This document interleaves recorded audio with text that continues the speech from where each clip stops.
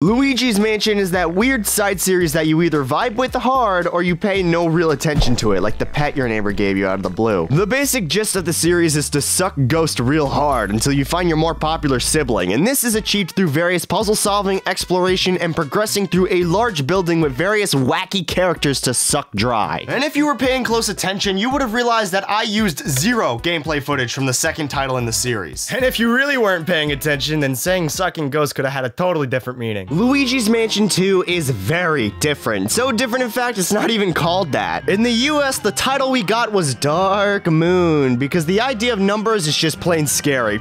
But it was also the first game in this series in years. The first Luigi's Mansion game came out in 2001, whereas Dark Moon shat itself out on the scene in 2013. If you do that math correctly, that's a total of, wait, give me a sec. 12 years between games. While the first game wasn't critically acclaimed when it came out, it would slowly garner a cult following due to its unique style of gameplay. So with this fan base for the game, Nintendo gave Luigi a shot at starring in a new game during his own year, and while he cost the company millions, this game is such a letdown. 12 years for something nobody expected. A mediocre Luigi's Mansion sequel. There's a big reason as to why this game right here is getting a remaster, but before we talk about that, we have to talk about why this game is so controversial in the first place. And it's not controversial in the sense that it gets people mad, it's more so that after 12 years of what seemed like this being our only title, there was just high expectations for what a sequel could be, and this didn't really live up to those expectations. The first Luigi's Mansion game had you explore one haunted mansion. You had to find keys to open doors and suck them ghosts good in order to find Mario. Was it simple? Yeah, but was it fun? Hell yeah. The atmosphere at times could get really creepy, and the limitation of not being able to jump meant that you had to be creative with your poltergust in order to solve puzzles and beat bosses. It's very arcade-like in a good way, because the massive mansion lighting up as you complete it gives you a sense of progression that doesn't make the game feel repetitive. It's in the simplicity, really. Once you beat one area in the game, you know what to do, and the game itself understands that. The later floors do get challenging, and the game is not afraid to throw a shit ton of ghosts at you at any given moment. It doesn't hold the player's hand, and it culminates into a game that has a ton of charm and personality.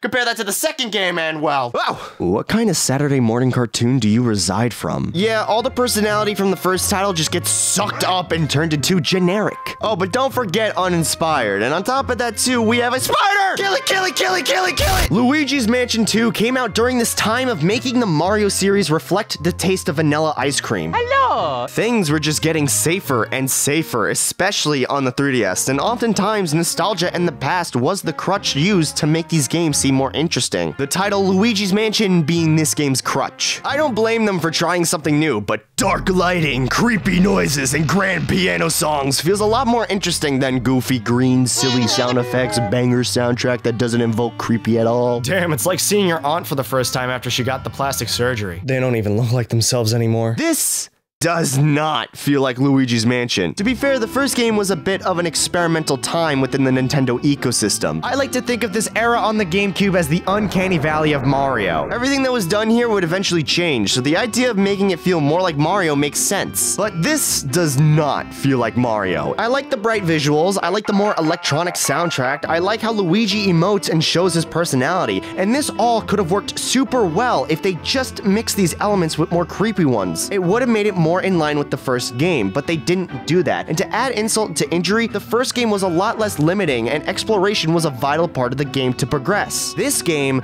does a mission structure, and it takes out a lot of the fun of exploring these 5 new mansions because things are more linear and more situational. So I have a billion complaints about this game right here, and a lot of people would tend to agree with those complaints.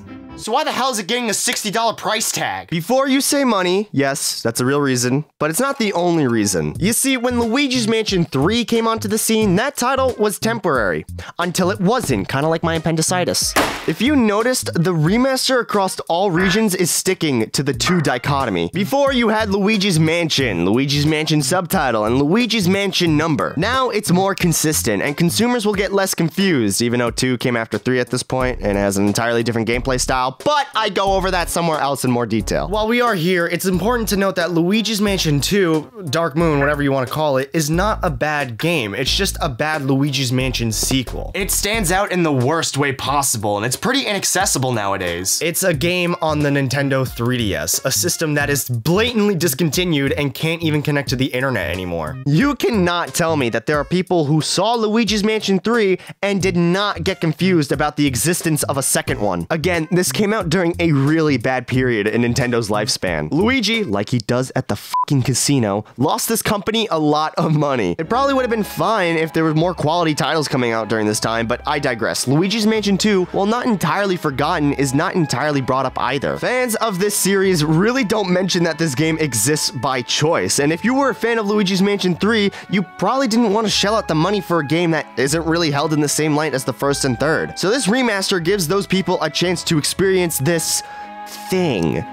I don't want to call it bad, but I don't want to act like I like it. I mean, the Switch is still getting port after port, remaster after remaster, remake after remake, and there's a good reason for that. I mean, these games are great, they're beloved, and now they get a second chance on a new system where more people get to experience it. And Luigi's Mansion 2 is also getting that treatment now. It's kind of like how on the 3DS, Luigi's Mansion 1 got a remake, so both the first and second game could live on the same console. But this begs the question, why isn't the first one also getting a remake on the Switch? Like, come on, I can't be the only one thinking that. But if you remember, when that 3DS remake came out, Luigi's Mansion 3 was announced shortly after and came out shortly after, so I wouldn't be surprised if the same thing is happening again. Think about it. We're at the end of the Switch's life cycle. I've talked about all those rumors of the new console that might be coming out, and if you're looking at the Switch's final offerings, it's setting up this idea that the next console might give us more games akin to these remasters and remakes. So Luigi's Mansion 2 is gauging interest to the public to see how well another Luigi's Mansion game might do. That might be silly since the third game garnered over 6 million copies, but that was during a time in which the Switch needed more games. Here, we'll get to see if more or less people want this style of game, and if I'm being frank, I don't think it's the greatest of strategies, and if I'm being Tom, I think I agree with Frank. Need I say again that Luigi's Mansion 2 is far different from the other two games? I just feel like if this is what they're doing, it's not gonna work out like they plan it to. But hey,